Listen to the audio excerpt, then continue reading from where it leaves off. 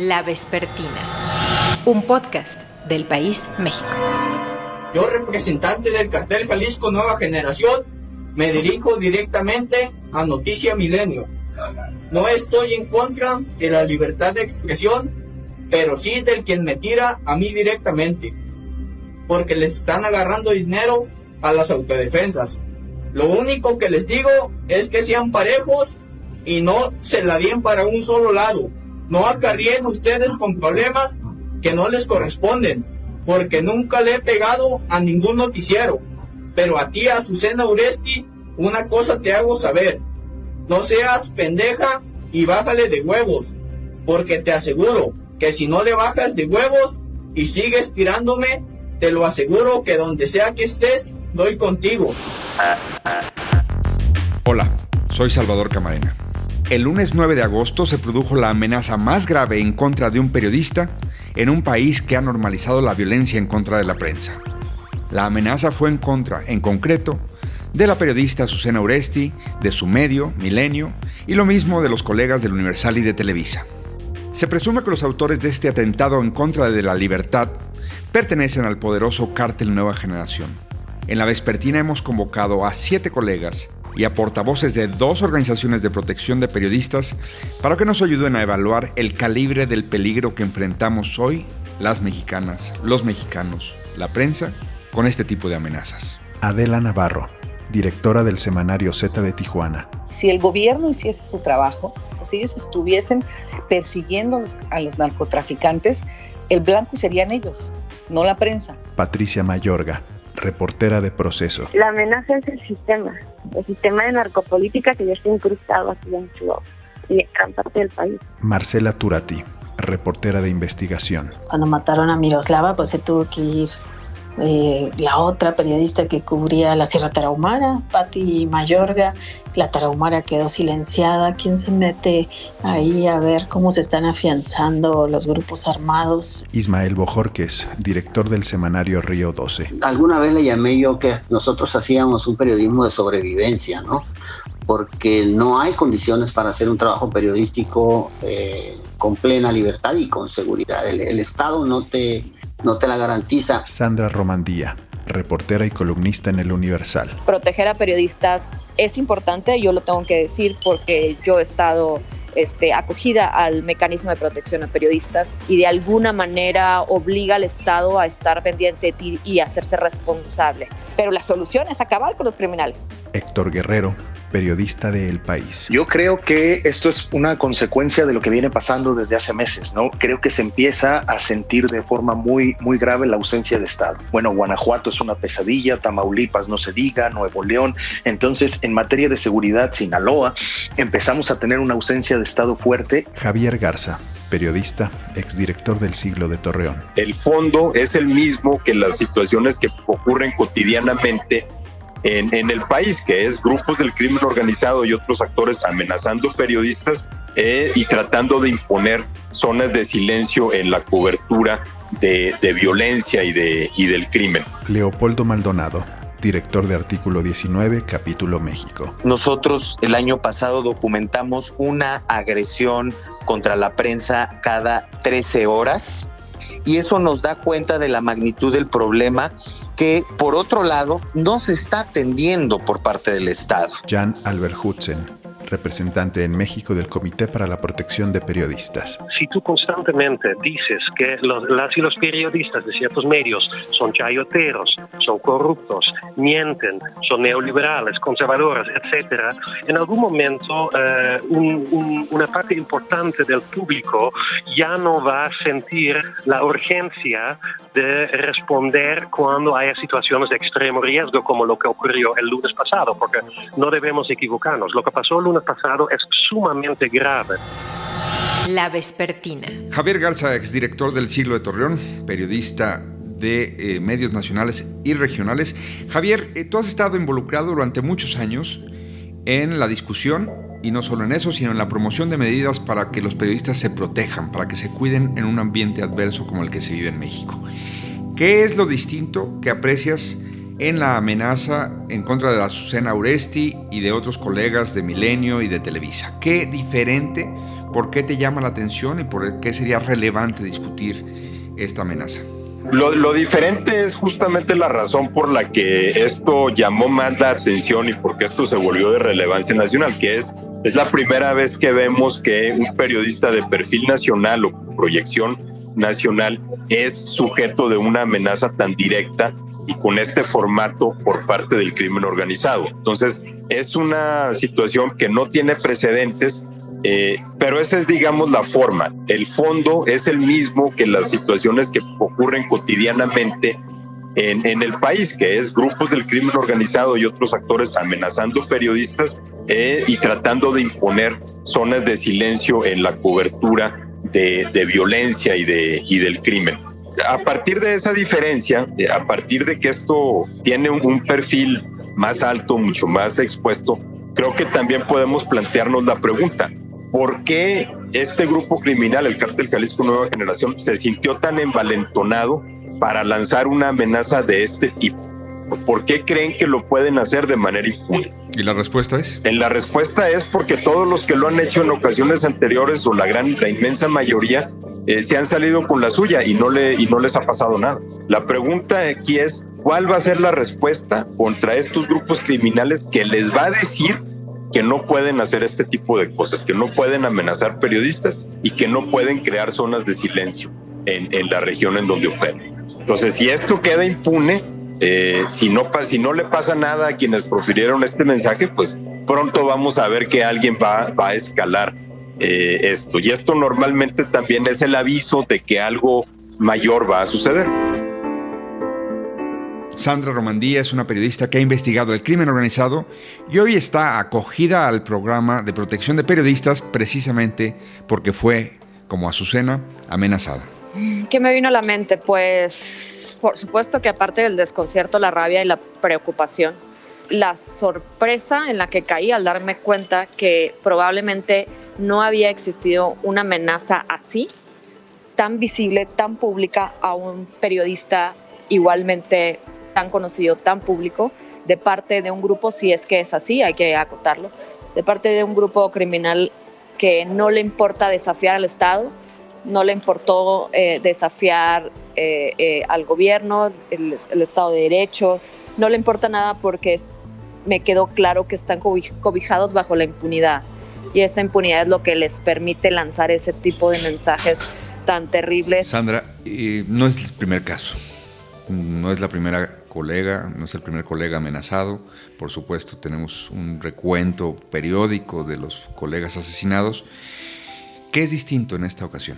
Que se dirijan a una periodista con el lenguaje del feminicidio, lo cual por una parte te habla de que hay grupos donde permean ya la narrativa o los términos, lo cual pues suena extraño decirlo, pero es de notar. Y eso, que diga que no le importa. Y lo único que puedo otra vez observar es que para que no le importe es porque evidentemente vivimos en un territorio donde hay microterritorios controlados por criminales que no le tienen miedo y que van a seguir desafiando. El gobierno anunció que protegerá a Azucena. ¿Qué más tienen que hacer, Sandra? Proteger a periodistas es importante, yo lo tengo que decir porque yo he estado acogida al mecanismo de protección a periodistas y de alguna manera obliga al Estado a estar pendiente de ti y hacerse responsable frente a una situación de riesgo para poder seguir ejerciendo el oficio. Pero la solución es acabar con los criminales. Y si venimos de una administración que en 2 años lo que ha dicho es abrazos no balazos, y que el discurso ha sido pues claramente muy suave contra los líderes de los grupos organizados del crimen organizado, que cada vez están creciendo más, tomando más territorios, controlando alcaldías, controlando gubernaturas, controlando elecciones, pues uno se pone a pensar, está muy divergente y el te protejo, pero no realizo una estrategia eficaz y efectiva, dura, contra el crecimiento del crimen organizado, contra los criminales, contra los narcotraficantes. Sandra, el mecanismo seguramente le permite a gente como tú seguir haciendo su trabajo, pero no evita que siga el miedo, no evita que sigan pues la naturaleza humana de la sensación de vulnerabilidad, porque la amenaza persiste. El mecanismo es como una curita que te ayuda a ir sobrellevando la herida, que es En este caso, la herida es trabajar y ejercer el oficio con una alerta máxima todo el tiempo, con una precaución que es a veces pareciera hasta exagerada, que no existe en otros países, con cierto miedo y con un miedo de tu familia, porque cuando ocurren estas cosas es como una piedra que entra a un lago y empieza a generar ondas, y esas ondas llegan a todo tu círculo, y el terremoto llega a tu círculo cuando hay una amenaza, cuando hay una agresión, y es muy difícil seguir caminando en ese círculo. ¿Se puede? Sí. ¿Lo seguimos haciendo? Sí. Que te protejan, que te generen mecanismos de seguridad en tu casa, botones de pánico, escoltas, etcétera, ¿sirve? Sí. Pero es como caminar en un pantano con los pies sobre unas alpargatas o sobre unos guaraches que te ayudan, pero que no debería de ser así donde estés caminando. Gracias, Sandra, por esta conversación para La Vespertina, podcast del País México. Muchas gracias a ti, Salvador. Bueno. Hola, Adela, ¿cómo estás? Muy bien, Salvador, ¿y tú? ¿Cómo estás? Me da mucho gusto saludar a Adela Navarro, una de las periodistas más importantes de México. Adela, bienvenida a La Vespertina. Muchísimas gracias, Salvador. Publicaste el día en que el presidente López Obrador reaccionó al mensaje de amenaza a Azucena Oresti, publicaste lo siguiente, Adela. El presidente López Obrador reprueba amenazas contra Azucena Oresti y el vocero de la presidencia informa que protegerán a la periodista. Y si mejor el gobierno de la República combate a los cárteles para que no haya amenazas y disminuyan los asesinatos, Estado de Derecho, le dicen. Adela, este mensaje es muy poderoso. Creo que la situación que estamos viviendo en México de amenazas contra los periodistas, de acoso contra los periodistas y de crimen contra la ciudadanía en general, este presidente va a cerrar su tercer año arriba de los 90,000 asesinatos, lo cual va a ser un récord, se debe precisamente a la impunidad, a que no hay el ejercicio del Estado de Derecho, a que no tenemos una autoridad federal, sea a través de la Secretaría de Seguridad o sea a través de la Guardia Nacional o de las Fuerzas Armadas, que esté combatiendo de manera integral y adecuada a los cárteles de la droga. Mira, si el gobierno hiciese su trabajo, si ellos o la Fiscalía General de la República, si ellos hiciesen su trabajo, si ellos estuviesen persiguiendo a los narcotraficantes, el blanco serían ellos, no la prensa. Porque el gobierno, cuando ve los reportajes, no les hace caso, y en vez de eso se pone a descalificar a los reporteros cada miércoles ya de manera sistemática, o cada que al presidente se le ocurre, sea miércoles o no. Eso es terrible, ese ejercicio inquisidor desde la presidencia de la República contra la prensa mexicana es terrible, porque precisamente provoca este tipo de amenazas contra la prensa, contra los periodistas. Como dice el presidente, muchas veces se sigue el ejemplo. Si el presidente acusa, califica, denosta, hostiga, pues otros sectores, incluido el criminal, el ilícito, también lo va a hacer. Entonces sí, eso es un ejercicio terrible que no le está aportando nada a la democracia en este país y por supuesto que está lacerando la libertad de expresión. Desafortunadamente no ha cambiado el clima de hostil contra la prensa en México desde hace décadas. Han cambiado los protagonistas. Tenemos unos cárteles más violentos todavía, si lo podemos considerar así. 2 de los cárteles más violentos del mundo están en México, que es el cártel Jalisco Nueva Generación y el cártel de Sinaloa. Y tenemos también ese hostigamiento y acoso por parte del Estado mexicano, sea con un gobierno federal, estatal o municipal. No ha cambiado la situación desde que Jesús Blanco Ornelas fue perseguido por el Estado y fue amenazado por el narcotráfico, desafortunadamente. Entonces vivimos en esas mismas condiciones precisamente por el clima de impunidad que prevalece en este país.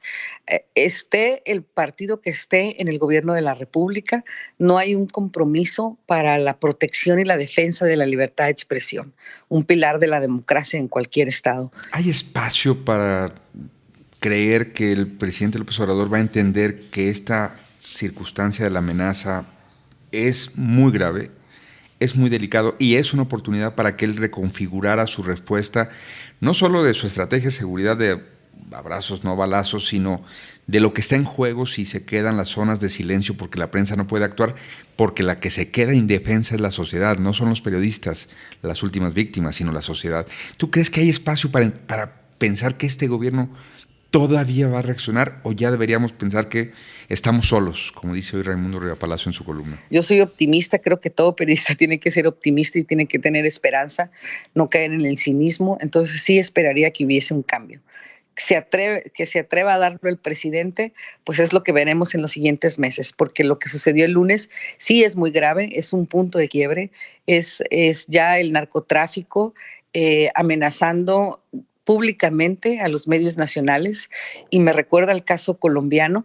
Acuérdate cuando Pablo Escobar, en otra circunstancia, para evitar ser extraditado él y los criminales que le acompañaban, comenzó a amenazar y a secuestrar a personajes de la vida pública, de los medios de comunicación, de la cultura de aquel país para presionar al gobierno. Entonces, en este caso, los criminales mexicanos, el Cártel Jalisco Nueva Generación, ha dado ese paso que no lo habíamos atestiguado en México, de salir públicamente y amenazar a los medios nacionales. Creo que el presidente de la República debería de tomar este escenario con mucha seriedad, con la seriedad que le da la investidura, y cambiar la estrategia. Ojalá tenga la suficiente humildad para hacerlo por el bien del país. La Vespertina.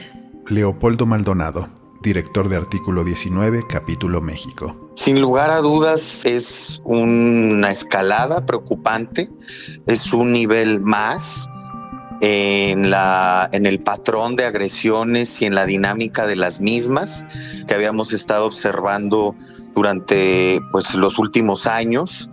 Y aquí hay varias derivaciones. Una es quién lo hace y por qué lo hace.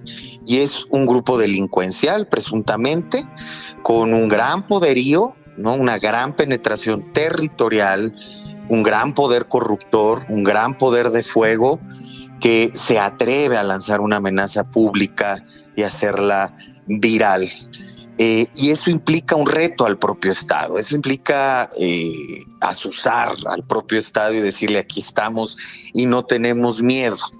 Otra de las derivaciones tiene que ver con las condiciones propias de la violencia contra la prensa, que, como ya decía, va en escalada. Hay un aumento sostenido de entre el 10 y 12% cada año, siendo el 2020 el más violento del que tengamos registro. Nosotros el año pasado documentamos una agresión contra la prensa cada 13 horas, y eso nos da cuenta de la magnitud del problema que, por otro lado, no se está atendiendo por parte del Estado.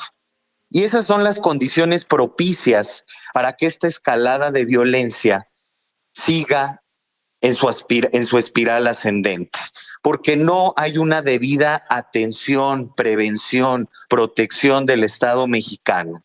Los mecanismos están debilitados, las fiscalías no investigan los crímenes contra la prensa, y eso nos coloca en un nivel de impunidad en crímenes contra periodistas del 98.5%, siendo esta impunidad el principal aliciente para que este tipo de amenazas ocurran. ¿Y qué balance haces de la reacción gubernamental?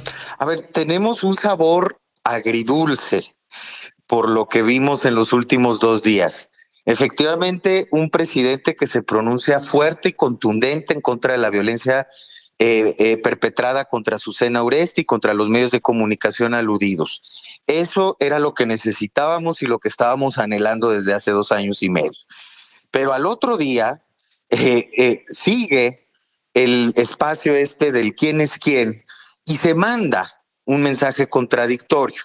No queremos sobresimplificar diciendo que esto sucede por lo que hace el presidente, por lo que hace en términos de descalificar a la prensa, pero aquí hay elementos muy puntuales. Uno es que la descalificación de la prensa proveniente de la más alta autoridad del Estado mexicano, por supuesto que no abona a un clima de seguridad y de protección a la prensa.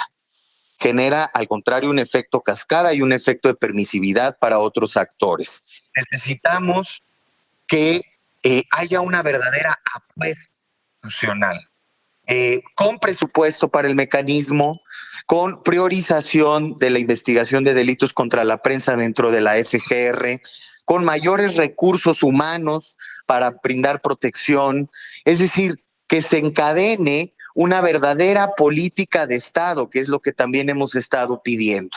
Muy buenas las declaraciones del presidente, pero se tiene que traducir en política pública. La vespertina. O sea, es muy notorio la Tarahumara cómo fue como avanzando, hasta que en 2016, que ya estaba a punto de iniciar el proceso electoral, con Miroslava Breach, desde 2014 más o menos nos hablábamos más de nuestras coberturas, ¿no?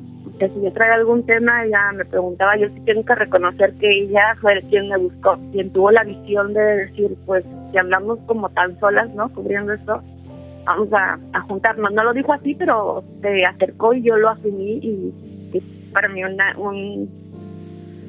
representó mucha fortaleza para mí. Y a partir de ese tiempo empezamos como a compartir información, visiones, enfoques y eso. Y Miros, como era de Chinipas, pues teníamos clavado su pueblo, ¿no? Ella adoraba toda la sierra y le sabía súper bien. En 2017, Patricia Mayorga reporteaba actos criminales en contra de las comunidades de la Sierra Tarahumara en su natal Chihuahua. Hacía equipo para esta labor con la periodista asesinada Miroslava Breach, quien murió en marzo del 2017 a balazos. Patricia tuvo que salir del país porque su vida corría peligro. Se fue a Perú primero y a Barcelona tiempo después. Ahora ha vuelto. Y tiene muy claro que hay en México una narcopolítica y que la corrupción de la vida pública constituye un sistema que amenaza a toda la prensa y, por supuesto, a la ciudadanía. Yo descubrí algunos candidatos narcos o familiares de algún narco, y también ella, por otro lado, nos poníamos a revisar listas y todo esto, y ya la información que yo le compartí ella la corroboraba y viceversa. Y tratamos un reportaje, cada quien en su medio, sobre candidatos priistas, familiares que son integrantes de algún grupo delictivo, ¿no? Uh-huh. Y fueron como varios, pero en dos casos que eran muy evidentes, cambiaron a estos, eran precandidatos aún, cambiaron a los precandidatos. Uno era de Chinipas y otra era de Bachiller, una mujer. Y a partir de ahí, pues, obviamente, pues al PRI le representó cambiar el candidato y vinieron como ciertas intimidaciones que en ese tiempo, pues creo que ninguna de las dos lo veíamos como amenazas, ¿no? Porque, por un lado, a ella le llegaban mensajes para ella y para su amiga del proceso, pues como sugiriendo que ya no le siguiéramos con el tema. Ya después no sacamos, lo que sí no sacamos fue quién sucedió no lo sacamos de manera inmediata, quién sucedió al candidato que habían bajado.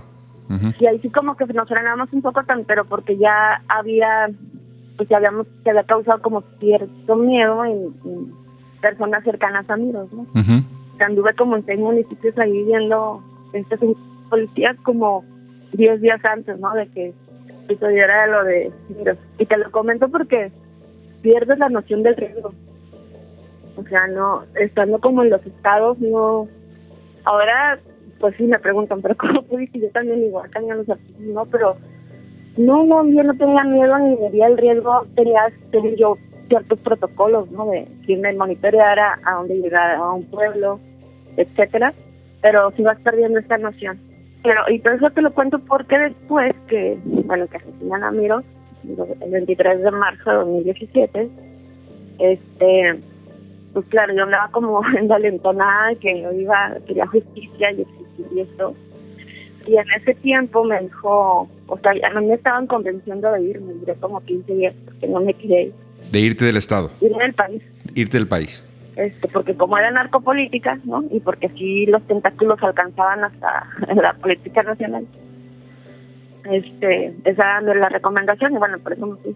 Pero sí era como, a mí lo que me interesaba, y todavía, ¿no? Me interesa es que se juzgue y como un caso sistemático, o sea, no son actores que nada más trabajaban para un cártel o un alcalde que desafortunadamente fue del PAN o no, sino que es parte de un sistema que sigue operando.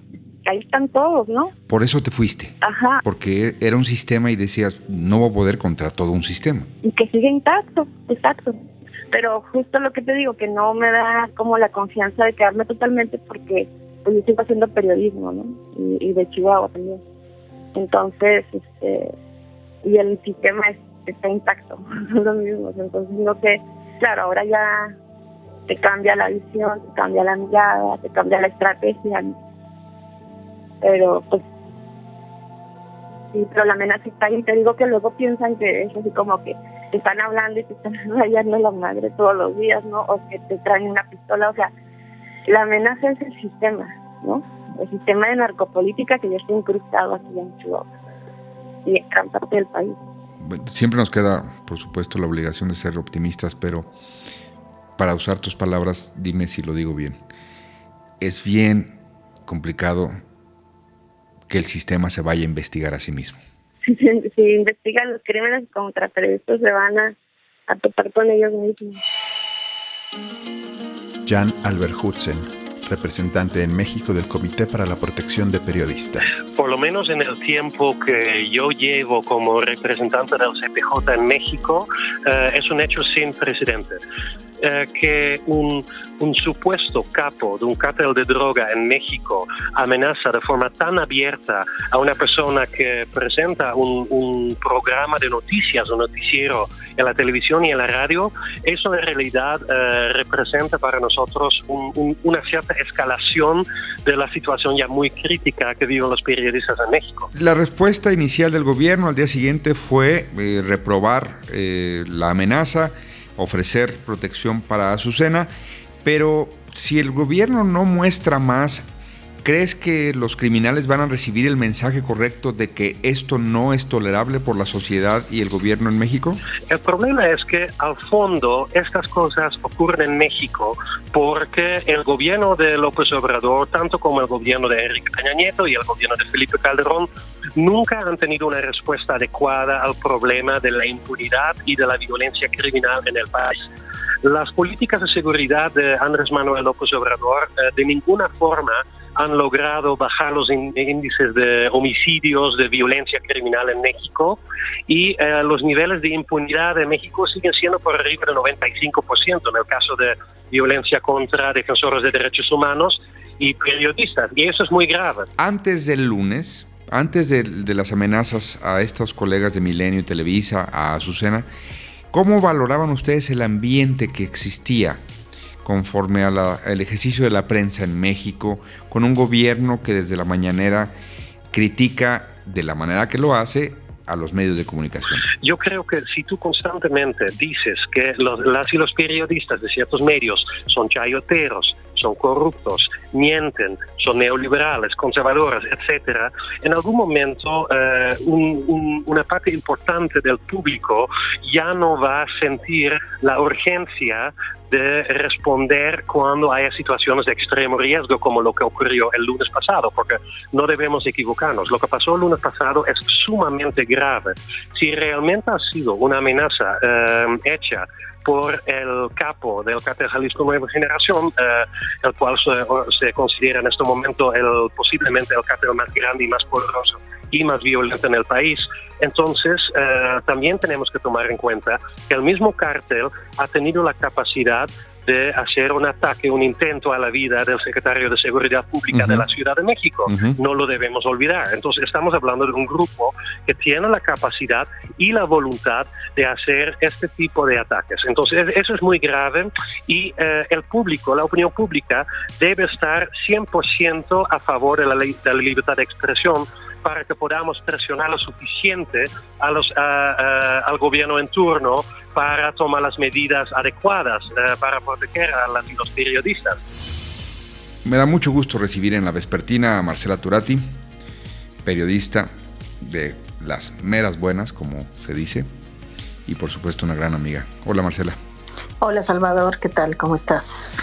Las amenazas que han recibido colegas de Milenio, de Televisa, del Universal.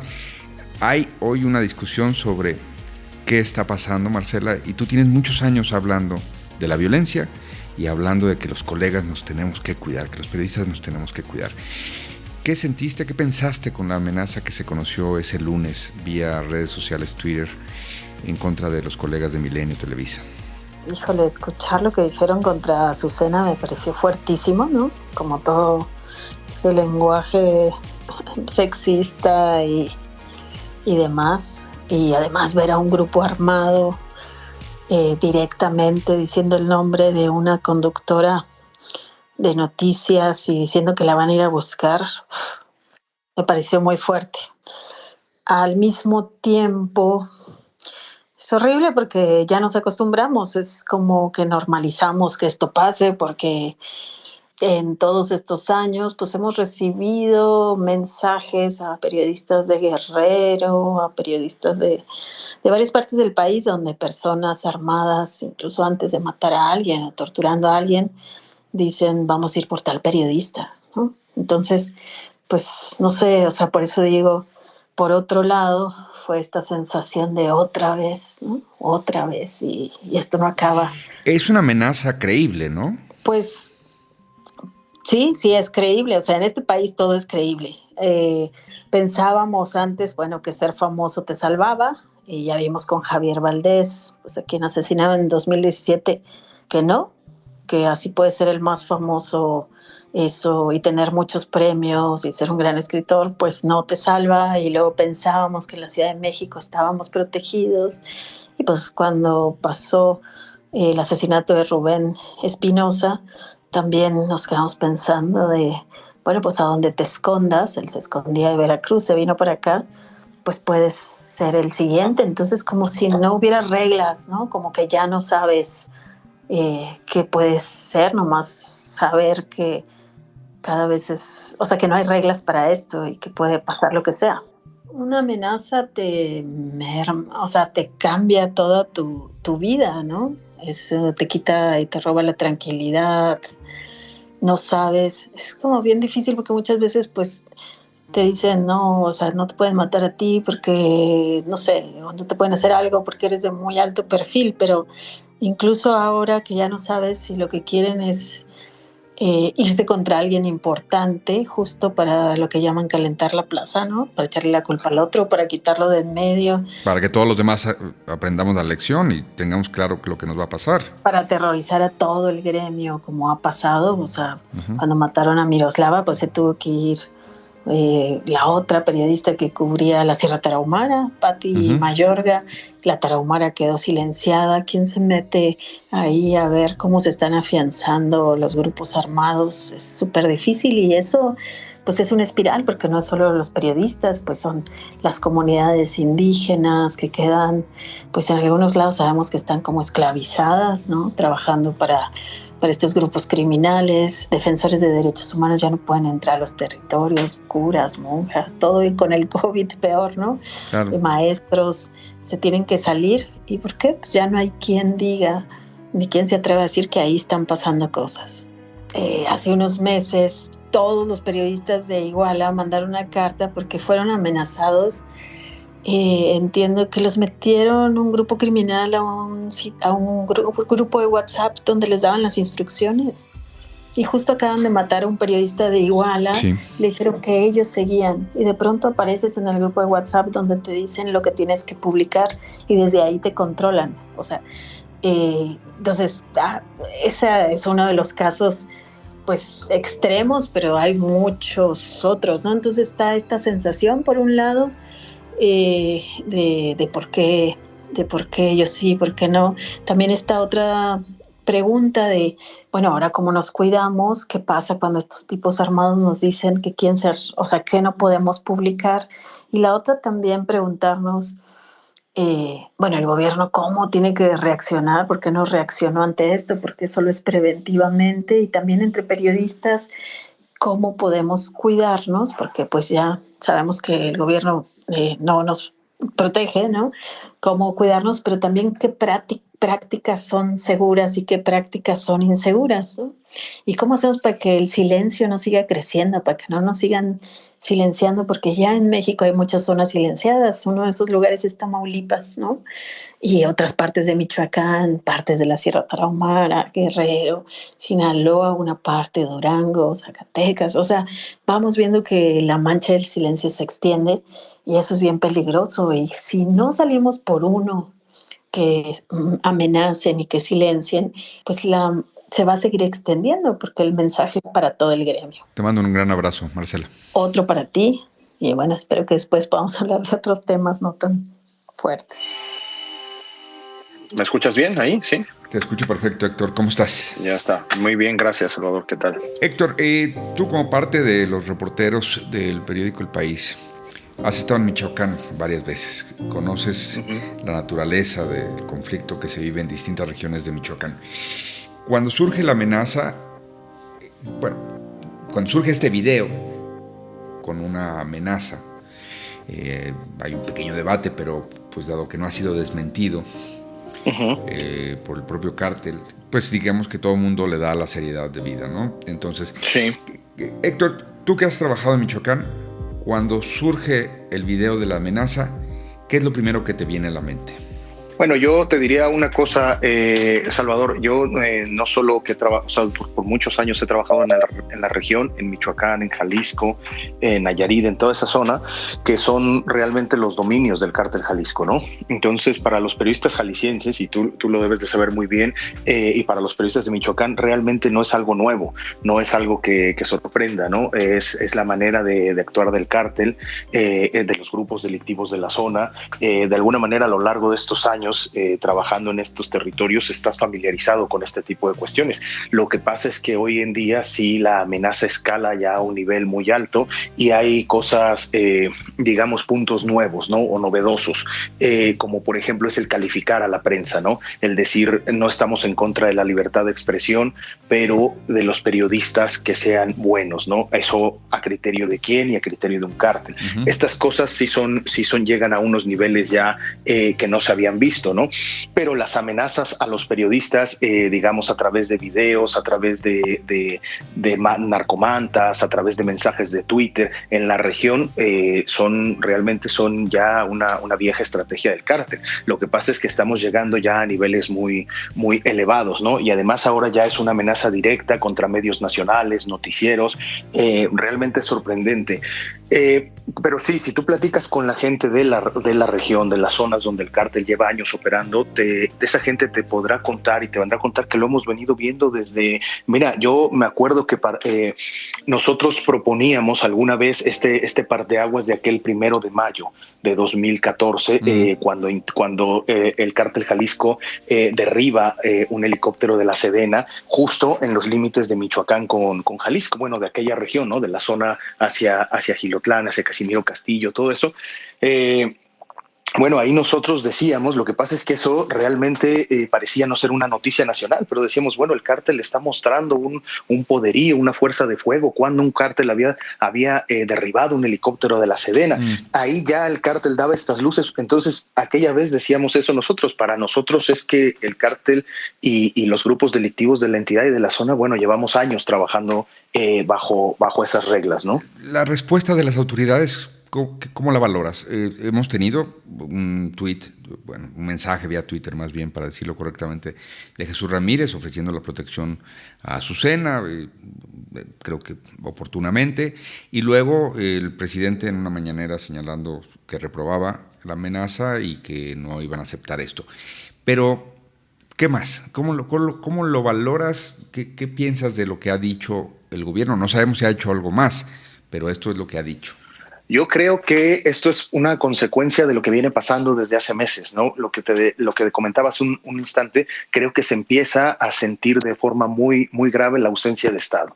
No solo en Michoacán, sino en otro. Si hacemos una revisión del territorio nacional, bueno, Guanajuato es una pesadilla, Tamaulipas no se diga, Nuevo León. Entonces, en materia de seguridad, Sinaloa, empezamos a tener una ausencia de Estado fuerte, y cuando tú vas abriendo ese camino y vas dando ese margen al crimen organizado, pues empieza empiezan a crecer el alcance y el poder. Entonces, primero es apoderarse de una carreterita o de una pequeña población, luego después ya son todas las poblaciones, luego son las carreteras, luego son el ataque a los funcionarios, ahora son las amenazas a los periodistas, porque creo que más allá de decirle a una periodista no está sola, la percepción en los periodistas es que sí están solos.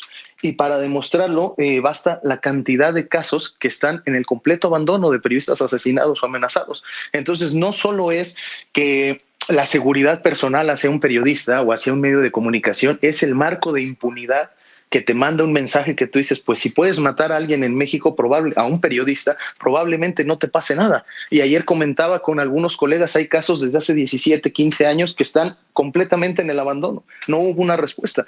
Yo creo que ese es un mensaje. Y a mí lo que me preocupa es que lo que te decía, creo que este mensaje, cuando yo veía este mensaje, en el video, que es muy fuerte, empiezas a ver similitudes en el mensaje de algunos funcionarios, ¿no? O sea, calificando a los periodistas, diciendo no estamos en contra de la libertad de expresión, lo repite 4 o 5 veces, pero de los periodistas que hagan un buen trabajo, queremos que hagan esto. Bueno, entonces creo que también eso es algo muy importante porque se empieza a hacer popular este mensaje, ¿no? Esta condición de decir ahora nosotros, quien sea un funcionario, sea el crimen organizado, sea quien sea, puede calificar al periodismo en México y decir no estamos en contra de la libertad de expresión, pero no me gusta lo que tú haces. Pues es bastante grave y ahí creo que es donde se siente la ausencia de Estado. Héctor Guerrero, periodista del País, gracias por esto para La Vespertina. Gracias, Salvador, a la orden. Ismael Bojorquez. Sí, listo, Salvador. ¿Tu cargo sigue siendo director de Río 12? Desde que nació el periódico. ¿Hace cuántos años? 18 cumplidos. Los colegas de Río 12, de Culiacán, padecieron el asesinato de su compañero Javier Valdés, también ultimado en la primavera del 2017. Ismael Bojorquez es el director fundador de ese semanario que ha padecido la violencia en carne propia. Por eso Ismael dice que en México se hace un periodismo de sobrevivencia. Sí, mira, nosotros, acuérdate, nosotros tenemos 18 años, nacimos en el 2003. A partir del 2004, 2005, el tema narcotráfico se empezó a hacer cada vez más complicado. La cobertura, secuestraron, desaparecieron, asesinaron a Alfredo Jiménez en Sonora, mataron a Francisco Ortiz en Tijuana, el editor del Z, empezaron los asesinatos en Tamaulipas, en Veracruz. Entonces el ejercicio periodístico se fue convirtiendo en un oficio de alto riesgo. Alguna vez le llamé yo que nosotros hacíamos un periodismo de sobrevivencia, ¿no? Porque no hay condiciones para hacer un trabajo periodístico con plena libertad y con seguridad. El Estado no te la garantiza. Y aquí quiero tocar un tema, Salvador, que me parece muy importante. Es el Estado, en primer lugar, quien tiene que garantizar. Esa es una verdad ya sociológica muy, muy conocida, pero las empresas, y esto es muy importante, Salvador, las empresas también tienen que asumir una responsabilidad, porque el periodista pues quiere hacer su chamba, quiere hacer su trabajo y todo eso, ¿no? Pero de pronto nos damos cuenta que las empresas periodísticas, sobre todo las grandes empresas periodísticas, no les dan seguridad. Es decir, no tienen protocolos de seguridad, algunas sí, no hay que negarlo. Pero a la mayoría de las empresas no les importa que el periodista vaya, asuma riesgos, de repente van sin dinero, no tienen seguridad social, en fin. Entonces es un tema que también tenemos que aprovechar esto que está ocurriendo para llamar la atención sobre eso, no solamente sobre las obligaciones del Estado, también sobre las responsabilidades de las empresas para cuidar a sus periodistas. Bueno, y aquí hay dos elementos que vale la pena recuperar. Una, el mecanismo de protección de periodistas tiene que ser revisado en muchos de sus aspectos, en su operación, en su financiamiento, porque no tiene presupuesto, por el contrario, se ha reducido el mecanismo y eso lo hace prácticamente muy ineficiente. Y el otro elemento es la FEALE, ¿no? Que la FEALE, pues ahí la FEALE ha estado trabajando con las uñas, ¿no? Ahora con el caso de Javier nosotros nos dimos cuenta que a veces no tenía ni para sacar copias. Entonces, ¿por qué? Bueno, porque también no tiene presupuesto, tampoco tiene presupuesto. O sea, hay un discurso por un lado, de apoyo, de comprensión, de seguimiento, pero en la práctica hay una total desatención, digamos, del tema, ¿no? Entre que las empresas en efecto no se hacen cargo, el Estado no se hace cargo, pues no vamos a poderle responder a la sociedad. Como bien decías tú, nosotros trabajamos para la sociedad, pero las condiciones están complicándose mucho. Un abrazo, Ismael, a tú y a todos los compañeros de Río 12. Gracias, Salvador, te mando un abrazo y a todos también, cuídense. A los periodistas no nos gusta hacer noticia. Ya van demasiados años, sin embargo, que la violencia contra reporteros los ha llevado a las primeras planas y a los espacios estelares de los medios electrónicos. Las amenazas del 9 de agosto son producto de la impunidad. Son uno más de los alarmantes signos de una escalada en todo el país en contra de las y los periodistas, y son el más reciente, pero lamentablemente no el último, recordatorio de que si la impunidad sigue, los ataques no cesarán. Si ganan los criminales, si se instala el silencio, perderán todas y todos los mexicanos, incluidos, paradójicamente, sus gobiernos. Gracias por escuchar La Vespertina. En la producción, Omar Morales, en los micrófonos, Salvador Camarena. Hasta la próxima. Repruebo completamente esas amenazas. No admitimos que se actúe de esa forma. Y vamos a proteger a Azucena y vamos a proteger a todos los mexicanos. Es nuestra responsabilidad. Y solo recordar que nosotros estamos combatiendo en los hechos la corrupción y la impunidad. La Vespertina, un podcast del País México.